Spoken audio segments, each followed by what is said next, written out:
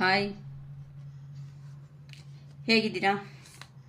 Weak ಅನ್ನೋದು complete ಆಗಿ ಹೊಸ ವೀಕಲ್ಲಿ ಅನ್ನೋದು ನಾವು ಹೋಗ್ತಾ ಇದ್ದೀವಿ ಅಲ್ವಾ? ಅದರ ಮೇಲೆ ನಾನು ಇವತ್ತು ಟಾಪಿಕ್ ಮಾಡೋಣ ಅಂತ ಇದ್ದೀನಿ. ಹೊಸ ವೀಕಲ್ಲಿ ಅಂದರೆ ವೀಕ್ ಅನ್ನೋದು ಡೇ ಅನ್ನೋದು ಚೇಂಜ್ ಆಗಿ ವೀಕ್ ಅನ್ನೋದು ಚೇಂಜ್ ಆಗಿ ಇನ್ನೊಂದು ವೀಕ್ಗೆ ನಾವು ಶಿಫ್ಟ್ ಆಗ್ತಾ ಇದ್ದೀವಿ.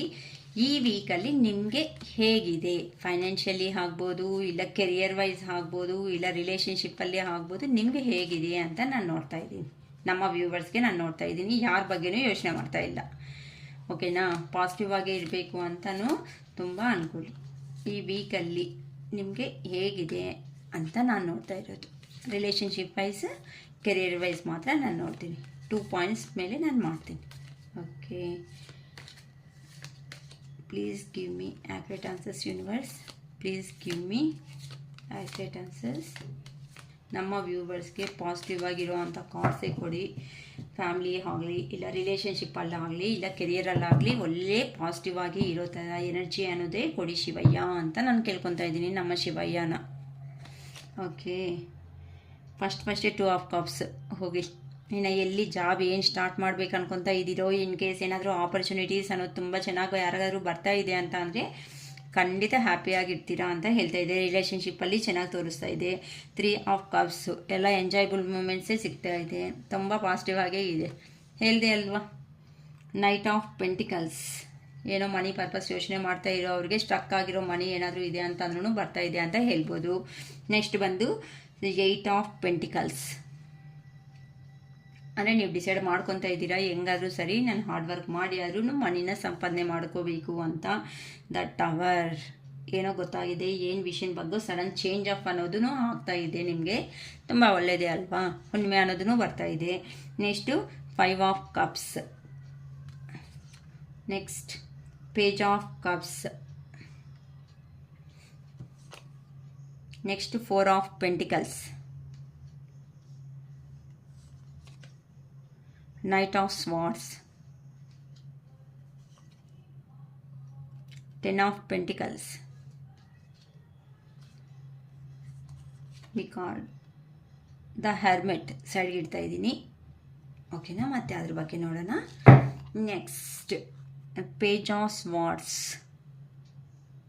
ಓಕೆ, ಇನ್ನು ರೀಡಿಂಗಲ್ಲಿ ಪಟಾಪಟ್ ಅಂತ ಹೋಗ್ಬಿಡೋಣ ಫಾಸ್ಟಾಗಿ. ಓಕೆ, ತುಂಬ ಪಾಸಿಟಿವ್ ಆಗಿ ಥಿಂಕ್ ಮಾಡಿ. ನೆಗೆಟಿವ್ ಅಂತೂ ಯಾರಿಗೂ ಬಂದಿಲ್ಲ ಈ ಮಧ್ಯೆ. ನನ್ನ ವೀಡಿಯೋಸಲ್ಲಿ ನೀವು ಅಬ್ಸರ್ವ್ ಮಾಡ್ಕೊಳ್ರಿ. ಬೇಕಂದರೆ ಪಾಸಿಟಿವ್ ಆಗೇ ಬರ್ತಾ ಇದೆ. ಎಲ್ಲರೂ ಇನ್ ಕೇಸ್ ನೋಡಿದ್ದೀರಾ ಅಂತ ಅಂದರೆ ಕ್ಲೈಮ್ ಮಾಡ್ಕೊಳ್ರಿ. ತುಂಬ ಕಾಮೆಂಟ್ ಅನ್ನೋದು ಮಾಡಿ ನಿಮ್ಮ ಎನರ್ಜಿ ಅನ್ನೋದು ನನಗೆ ಕೊಡಿ. ನನ್ನ ಎನರ್ಜಿ ಅನ್ನೋದು ನಾನು ನಿಮಗೆ ಶೇರ್ ಮಾಡ್ಕೊತಾ ಇದ್ದೀನಿ. ಓಕೆನಾ? Okay, 2 of cups. ಮ್ಯಾಮ್, ನಮಗೆ ಜಾಬ್ ಬಗ್ಗೆ ಥಿಂಕ್ ಮಾಡ್ತಾ ಇದ್ದೀವಿ, ಹೇಗಿರುತ್ತೆ ಅಂತ ಅವ್ರಿಗೆ ತುಂಬ ಒಳ್ಳೆ ಜಾಬ್ ಅನ್ನೋದೇ ಬರ್ತಾ ಇದೆ ಅಂತ. ಅಂದರೆ ಈಗ ಕೆಲವೊಬ್ಬರು ಹೊಸ ಜಾಬ್ ಅನ್ನೋದಕ್ಕೆ ಹೋಗ್ತಾ ಇರ್ತೀರಾ ಅಂದ್ಕೊಳ್ಳಿ. ಅಲ್ಲಿ ಹೆಂಗಿರುತ್ತೋ ಸಿಚುವೇಶನು, ಇನ್ ಕೇಸ್ ಪ್ಲೇಸ್ ಬಿಟ್ಟು ಹೋಗಬೇಕಾಗಿರೋ ಸಿಚುವೇಶನ್ಸು. ಕೆಲವೊಬ್ಬರು ಹೊಸಬ್ರ ಬಗ್ಗೆ ನ್ಯೂ ಪರ್ಸನ್ಸ್ ಹತ್ರ ಮೆನಗಲ್ ಆಗೋ ಚಾನ್ಸಸ್ ಇದೆ ಅಲ್ವಾ? ಆ ಪರ್ಸನ್ಸ್ ಹತ್ರ ಹೇಗಿರ್ತಾರೋ ಅನ್ನೋ ಒಂದು ಭಯ ಅನ್ನೋದು ನಿಮ್ಮಲ್ಲಿ ಇದೆ ಅಂತ ಅಂದರೆ ಆ ಭಯ ಅನ್ನೋದನ್ನು ನೀವಂತೆ ಬಿಟ್ಬಿಡಿ. ಓಕೆನಾ? ಎಲ್ಲಿ ಹೋಗ್ತಿರೋ ಅಲ್ಲಿ ನಿಮ್ಮ ಪಕ್ಕದಲ್ಲಿರೋ ಅಂಥ ಕೊಲೀಗ್ಸ್, ಅಲ್ಲಿ ಕೆಲಸದಲ್ಲಿ ಕೊಲೀಗ್ಸ್ ಇರ್ತಾರಲ್ಲ, ಅವರೆಲ್ಲ ನಿಮ್ಮ ಹತ್ರ ತುಂಬ ಚೆನ್ನಾಗಿ ತುಂಬ ಬಾಂಡಿಂಗಲ್ಲೇ ಇರ್ತಾರೆ ಅಂತಲೂ ಹೇಳ್ಬೋದು. ನೆಕ್ಸ್ಟ್ ಬಂದು, ಇಲ್ಲ ಮ್ಯಾಮ್ ನಾವು ರಿಲೇಷನ್ಶಿಪ್ ಬಗ್ಗೆ ಥಿಂಕ್ ಮಾಡ್ತೀವಿ ಅನ್ನೋಂಗಿದ್ರೆ ರಿಲೇಷನ್ಶಿಪ್ಪಲ್ಲಾದರೆ ನಿಮ್ಮ ಪರ್ಸನ್ಗೂ ನಿಮಗೂ ಅಂಡರ್ಸ್ಟ್ಯಾಂಡಿಂಗ್ ಬೇಸಿಸ್ ಅನ್ನೋದು ಬರ್ತಾ ಇದೆ ಅಂತಲೂ ಹೇಳ್ಬೋದು. ಅಂತಂದರೆ ಒಬ್ಬರು ಅರ್ಥ ಮಾಡ್ಕೊಳೋ ಸಿಚುವೇಶನ್ಸ್ಗೆ ಬರ್ತಾ ಇದ್ದೀರಾ ಅಂತಲೂ ಹೇಳ್ಬೋದು. ತುಂಬ ಚೆನ್ನಾಗಿದೆ ಈ ವಾರದಲ್ಲಿ. ಟೋಟಲ್ ನಾನು ವೀಕ್ದೇ ಹೇಳ್ತಾ ಇದ್ದೀನಮ್ಮ. ನೆಕ್ಸ್ಟ್ ಬಂದು 3 ಆಫ್ ಕಪ್ಸ್, ಎಂಜಾಯಬಲ್ ಮೂಮೆಂಟ್ಸ್ ಅನ್ನೋದು. ಈಗ ಕೆರಿಯರಲ್ಲಿ ನೀವು ಯೋಚನೆ ಮಾಡಿದ್ದೀರಾ ಅಂತ ಅಂದರೆ, ನೀವು ಅನ್ನೋದು ಒಳ್ಳೆ ಜಾಬ್ ಅನ್ನೋದು ಬಂದಿದೆ ಅಂತ ಅಂದರೆ ಜಸ್ಟ್ ಪಾರ್ಟಿ ಸೆಲೆಬ್ರೇಷನ್ಸ್ ಅನ್ನೋದು ಮಾಡ್ಕೊತೀರಲ್ಲ. ಅಪ್ಪ ನಾನು ಕನಸು ಕಟ್ಟಿರೋ ಅಂಥ ಒಂದು ಜಾಬ್ ಅನ್ನೋದು ನನಗೆ ಸಿಕ್ಕಿದೆ, ನನಗೆ ಹ್ಯಾಪಿಯಾಗಿ ನಾನು ಇದ್ದೀನಿ ಅಂತ ನೀವು ಯೋಚನೆ ಮಾಡ್ತೀರಲ್ವಾ? ಸೊ ಈ ಥರ ಎಂಜಾಯಬಲ್ ನಿಮ್ಮ ಫ್ರೆಂಡ್ಸ್ ಹತ್ರ ಆಗಲಿ, ಫ್ಯಾಮಿಲಿ ಮೆಂಬರ್ಸ್ ಹತ್ರ ಆಗಲಿ, ಈ ಥರ ನೀವು ಎಂಜಾಯಬಲ್ ಮೂಮೆಂಟ್ಸ್ ಅನ್ನೋದನ್ನು ಮಾಡ್ತೀರಾ ವೀಕೆಂಡ್ ಒಳಗಡೆ. ನೆಕ್ಸ್ಟ್ ಸಂಡೇ ಒಳಗಡೆ ಅಂತ ಹೇಳ್ತಾ ಇದೆ. ಇಲ್ಲ ಅಂತ ಅಂದರೆ ನಿಮ್ಮ ಇದು ರಿಲೇಷನ್ಶಿಪ್ಪಲ್ಲಾದರೆ ಈ ಥರ ಇಬ್ಬರು ಒಂದು ಅಂಡರ್ಸ್ಟ್ಯಾಂಡಿಂಗ್ ಬಂದಿರೋದಕ್ಕೆ ಈ ಥರ ನೀವು ಮಾಡ್ಕೊತೀರಾ. ಎಂಜಾಯ್ ಒಂದು ಸ್ಮಾಲ್ ಪಾರ್ಟಿ ಅನ್ನೋದು ನಿಮ್ಮ ಲೆವೆಲ್ಗೆ ಏನಾಯಿತು ಆ ಥರ ಸ್ಮಾಲ್ ಪಾರ್ಟಿ ಅನ್ನೋದು ಮಾಡ್ಕೊತ ನಿಮ್ಮ ಪರ್ಸನ್ಸ್ ಹತ್ರ ಎಂಜಾಯ್ ಆಗಿ ಇರ್ತೀರಾ ಅಂತ ಹೇಳ್ಬೋದು. ನೆಕ್ಸ್ಟ್ ಬಂದು ನೈಟ್ ಆಫ್ ಪೆಂಟಿಕಲ್ಸ್, ತುಂಬ ಹಾರ್ಡ್ ವರ್ಕ್ ಪರ್ಸನ್ ಅಂತ ಹೇಳ್ಬೋದು ನಿಮ್ಮನ್ನು. ಓಕೆನಾ. ತುಂಬ ಅದು ಈವನ್ ಇದರಲ್ಲಿ ಆಗಲಿ ಏನಂತಾರೆ ರಿಲೇಷನ್ಶಿಪ್ ಆಗಲಿ ಇಲ್ಲ ಅಂತಂದರೆ ಕೆರಿಯರಲ್ಲೇ ಆಗಲಿ ತುಂಬ ಹಾರ್ಡ್ ವರ್ಕಿಂಗ್ ಪರ್ಸನ್ ಅಂತ ಹೇಳ್ಬೋದು. ನೆಕ್ಸ್ಟು ತುಂಬ ಒಂಥರ ರೊಟೀನಾಗಿ ವರ್ಕ್ ಅನ್ನೋದು ಮಾಡ್ಕೊತ ನಿಮ್ಮ ವರ್ಕ್ಗೆ ನೀವು ನ್ಯಾಯ ಮಾಡ್ತೀರಾ.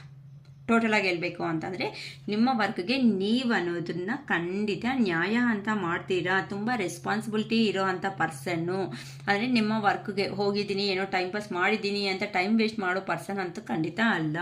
ಹಾರ್ಡ್ ವರ್ಕ್ ಮಾಡ್ತೀರಾ. ನೆಕ್ಸ್ಟು ನಿಮ್ಮ ಗ್ರಿಪ್ನ ನಿಮ್ಮ ಸೆಲ್ಫ್ ಗ್ರಿಪ್ನ ನೀವೇ ಹ್ಯಾಂಡಲ್ ಮಾಡ್ಕೊತೀರಾ. ನಿಮ್ಮ ಹಾರ್ಡ್ ವರ್ಕ್ ಮಾಡಿಕೊಂಡು ನಿಮಗೆ ಬೇಕಾಗಿರೋ ಪೊಟೆನ್ಷಿಯಲ್ ಆಗಿ ಬೇಕಾಗಿರೋ ಅಂಥ ಫೈನಾನ್ಸ್ ಆಗಲಿ ಇಲ್ಲ ಅಂತ ಅಂದರೆ ನಿಮ್ಮ ರಿಲೇಷನ್ಶಿಪ್ ಆಗಿ ಅಂತ ಅಂದರೆ ಆ ರಿಲೇಷನ್ಶಿಪ್ನ ಹಾರ್ಡ್ ವರ್ಕ್ ಅನ್ನೋದನ್ನ ಮಾಡಿಕೊಂಡು ತುಂಬ ಹ್ಯಾಪಿ ಆಗಿದ್ದೀರಲ್ಲ. ಇಲ್ಲಿ ನೋಡಿದ್ರೆ ತುಂಬ ಹ್ಯಾಪಿ ಆಗಿದ್ದು ಮತ್ತು ಲೈಫ್ ಲಾಂಗ್ ಅನ್ನೋದನ್ನ ಆ ಕಮಿಟ್ಮೆಂಟ್ ಅನ್ನೋದನ್ನ ಕೊಟ್ಟ ಮೇಲೆ ಅಲ್ಲಿ ಲೈಫ್ ಲಾಂಗ್ ರಿಲೇಷನ್ಶಿಪ್ ಆಗಿ ಅದನ್ನ ಮಾಡ್ಕೊತ ಹೋಗ್ತೀರಾ ಅಂತಲೂ ಹೇಳ್ಬೋದು. ತುಂಬ ಜೆನ್ಯೂನ್ ಆಗಿರ್ತೀರಾ ಅಂತಲೂ ಹೇಳ್ಬೋದು. ಒಳ್ಳೆ ರೆಸ್ಪಾನ್ಸಿಬಲ್ ಪರ್ಸನ್ ಅಂತ ಹೇಳ್ಬೋದು ನಿಮ್ಮನ್ನು.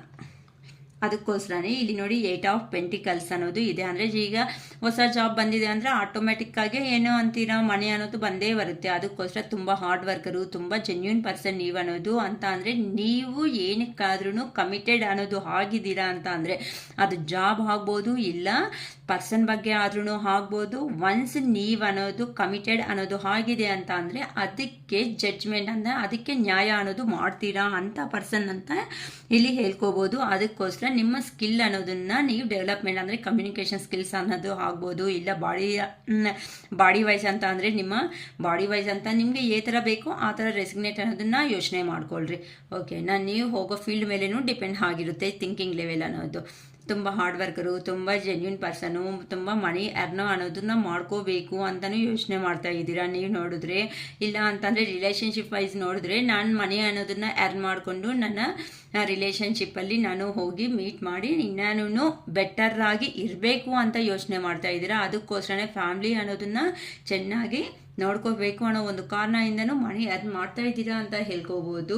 ಅದಕ್ಕೋಸ್ಕರನೇ ಇಲ್ಲಿ ದ ಟವರ್ ಅಂತಂದರೆ ನಿಮ್ಮಲ್ಲಿ ಏನೋ ಸಡನ್ ರಿಯಲೈಸೇಷನ್ ಅನ್ನೋದು ಬಂದಿದೆ. ಸಡನ್ ಚೇಂಜ್ ಆಫ್ ಅನ್ನೋದು ಬರ್ತಾ ಇದೆ. ಅಂದರೆ ಹಳೆ ಜಾಬ್ನ ಬಿಟ್ಕೊಂಡು ಹೊಸ ಜಾಬ್ಗೆ ಅನ್ನೋದನ್ನ ಹೋಗ್ತಾ ಇರೋರ್ಗೂ ಒಳ್ಳೆಯದೇ ಆಗುತ್ತೆ ಟವರ್ ಅಂತ ಅಂದರೆ.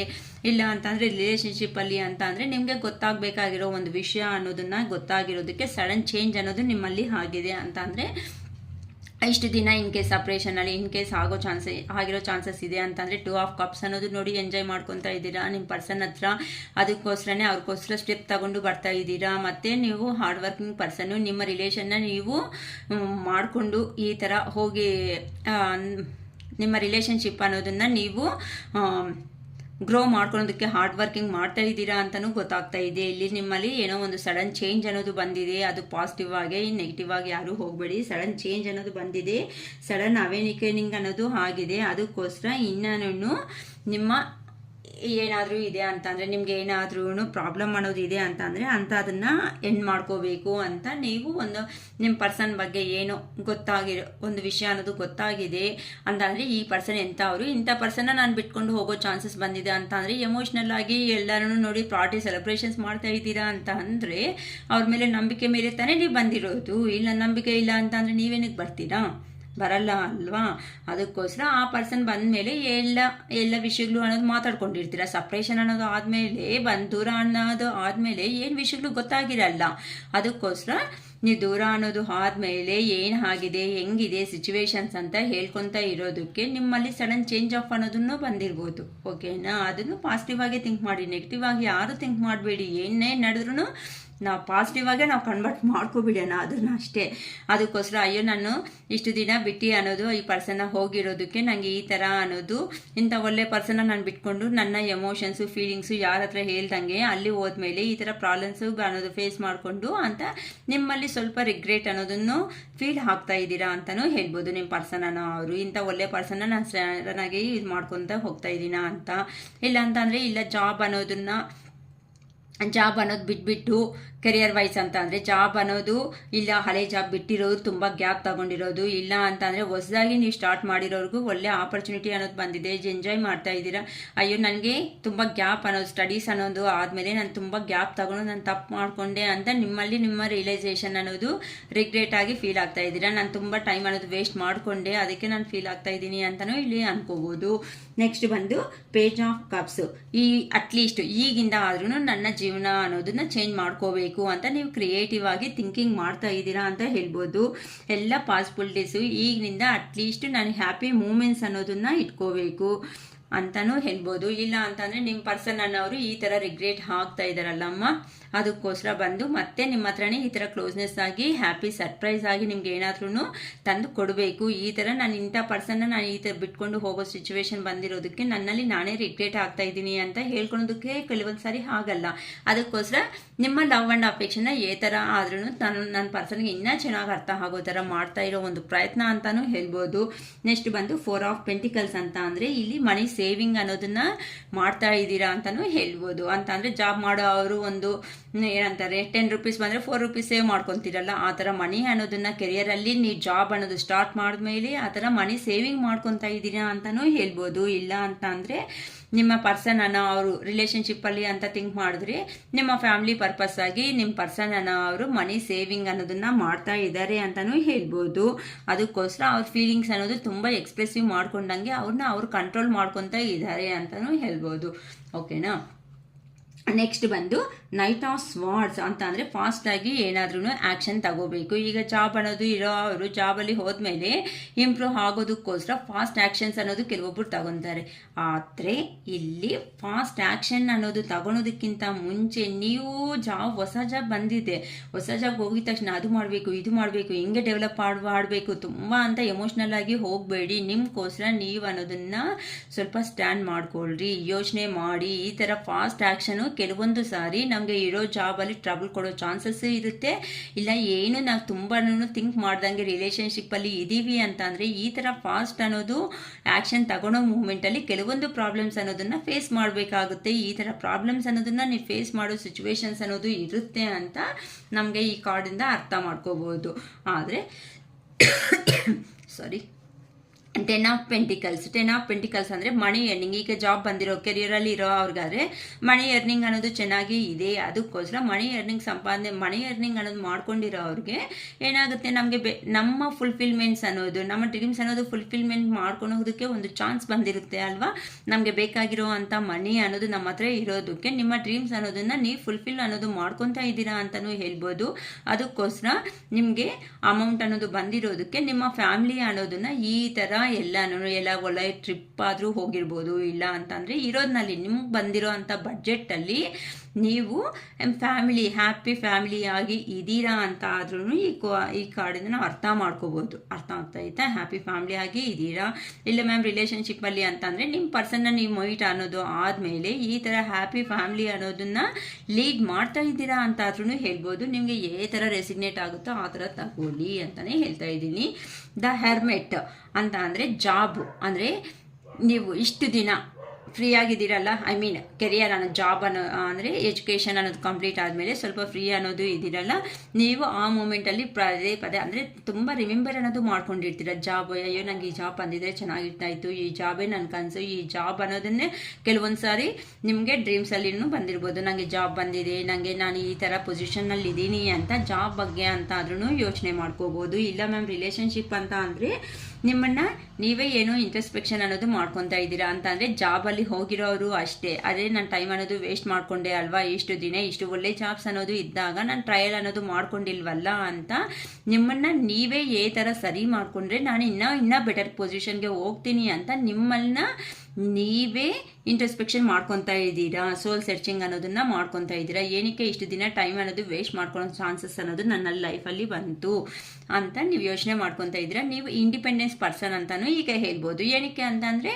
ಈಗ ನೀವು ಮನಿ ಎರ್ನಿಂಗ್ ಅನ್ನೋದು ಮಾಡ್ತಾ ಇದ್ದೀರಾ. ಮನಿ ಎರ್ನಿಂಗ್ ಅನ್ನೋದು ಮಾಡಿದ್ಮೇಲೆ ಏನು ಮಾಡಬೇಕು ನೆಕ್ಸ್ಟ್ ಫರ್ದರ್ ಅಂತ ಥಿಂಕ್ ಮಾಡೋ ಲೆವೆಲ್ಗೆ ನೀವು ಬಂದುಬಿಟ್ಟಿದ್ದೀರಲ್ವಾ. ಅದಕ್ಕೆ ನೀವು ಇಂಡಿಪೆಂಡೆನ್ಸ್ ಡೆಸಿಷನ್ ತಗೊಳ್ಳೋ ಕ್ಯಾಪಬಿಲಿಟಿ ಇರೋ ಅಂಥ ಪರ್ಸನ್ ಅನ್ನೋದನ್ನು ನೀವು ಹೇಳ್ಬೋದು. ಅಂತಂದರೆ ಓನ್ ಡೆಸಿಷನ್ಸ್ ತಗೊತೀರಾ ಅಂತಾದರೂ ಹೇಳ್ಬೋದು. ಇಲ್ಲ ಮ್ಯಾಮ್ ಕೆರಿಯರ್ ವೈಸು ಅಂತ ಅಂದರೆ ನಿಮ್ಮ ಪರ್ಸನ್ನ ನೀವು ಬಿಟ್ಕೊಂಡು ಹೋಗಿ ಮತ್ತೆ ಬಂದು ಮೀಟ್ ಆದಮೇಲೆ ಅವ್ರ ಎಮೋಷನ್ಸ್ ಎಲ್ಲನೂ ನಿಮ್ಮ ಹತ್ರ ಶೇರ್ ಮಾಡಿದ್ಮೇಲೆ ಅರೆ ಇಂಥ ಪರ್ಸನ್ಗೆ ಈ ಥರ ಮಾಡಿದ್ದೀನಾ ಅಂತ ನಿಮ್ಮನ್ನು ನೀವೇ ನಾನು ಏನಕ್ಕೆ ಈ ಥರ ಪ್ರಾಬ್ಲಮ್ ಮಾಡಬೇಕಾಗಿತ್ತು, ಈ ಥರ ಇಲ್ಲ ಅಂತ ಅಂದರೆ ಇನ್ನೂ ನನ್ನ ಪಾರ್ಟ್ನರ್ ಜೊತೆಯಲ್ಲಿ ಬೆಟರ್ ಫ್ಯೂಚರ್ ಅನ್ನೋದನ್ನು ಲೀಡ್ ಮಾಡ್ಕೊತಾ ಇದೆ ಅಲ್ವಾ ಅಂತ ನೀವು ಮಾಡಿರೋ ಮಿಸ್ಟೇಕ್ಗೆ ನೆಕ್ಸ್ಟ್ ಫರ್ದರ್ ಅನ್ನೋದನ್ನು ಮಿಸ್ಟೇಕ್ಸ್ ಮಾಡಬಾರ್ದು ಅಂತ ನಿಮ್ಮಷ್ಟಿಗೆ ನೀವೇ ಇಂಟ್ರೋಸ್ಪೆಕ್ಷನ್ ಅನ್ನೋದನ್ನು ಮಾಡ್ಕೊತಾ ಇದ್ದೀರಾ ಅಂತಲೂ ಹೇಳ್ಬೋದು. ಓಕೆನಾ. ನಾನು ಇಲ್ಲಿ ಎರಡೂ ಹೇಳ್ತೀನಿ ಅಂತ ಹೇಳಿದ್ದೀನಿ. ಏನೇನು ಕೆರಿಯರ್ ಒಂದು, ನೆಕ್ಸ್ಟು ಫ್ಯಾಮಿಲಿ ರಿಲೇಷನ್ಶಿಪ್ ಬಗ್ಗೆ, ಎರಡು ಬಗ್ಗೆನೂ ಹೇಳಿದ್ದೀನಿ. ಥರ ಯಾರಿಗೆ ರೆಸಿಗ್ನೇಟ್ ಆಗುತ್ತೆ ಅನ್ನೋದು ನನಗೆ ಗೊತ್ತಿಲ್ಲ, ಅದು ನೀವು ತಿಳ್ಕೊಳ್ರಿ. ಎಲ್ಲ 100% ಅನ್ನೋದು ಎಲ್ಲರಿಗೂ ಕನೆಕ್ಷನ್ ಆಗುತ್ತೆ ಅಂತ ಕನೆಕ್ಟಿಂಗ್ ಆಗುತ್ತೆ ಅಂತ ನಾನು ಹೇಳ್ತಾ ಇಲ್ಲ. ಇದರಲ್ಲಿ ಕೆಲವೊಂದು ಪಾಯಿಂಟ್ಸ್ ಮಾತ್ರ ಖಂಡಿತ ನಿಮಗೆ ರೆಸಿಗ್ನೇಟ್ ಅನ್ನೋದು ಹಾಗೆ ಆಗುತ್ತೆ. ಸೊ ಯಾರಿಗೆ ಯಾವ ಪಾಯಿಂಟ್ಸ್ ಬೇಕೋ ಆ ಪಾಯಿಂಟ್ಸ್ ಅನ್ನೋದನ್ನು ತಗೊಳ್ರಿ, ಹ್ಯಾಪಿಯಾಗಿ ಇರ್ರಿ. ಓಕೆನಾ. ತುಂಬ ಚೆನ್ನಾಗೇ ಬಂದಿದೆ. I claim this positive energy ಅಂತ ಯೂನಿವರ್ಸ್ಗೂ ಏಂಜಲ್ಸ್ಗೂ ಅಂತಲೂ ಹೇಳ್ಕೊಡ್ರಿ. ತುಂಬ ಚೆನ್ನಾಗಿ ಬಂದಿದೆ ಅಮ್ಮ. ರೀಡಿಂಗ್ ಮಾತ್ರ ತುಂಬ ಪಾಸಿಟಿವ್ ಆಗೇ ಬರ್ತಾ ಇದೆ.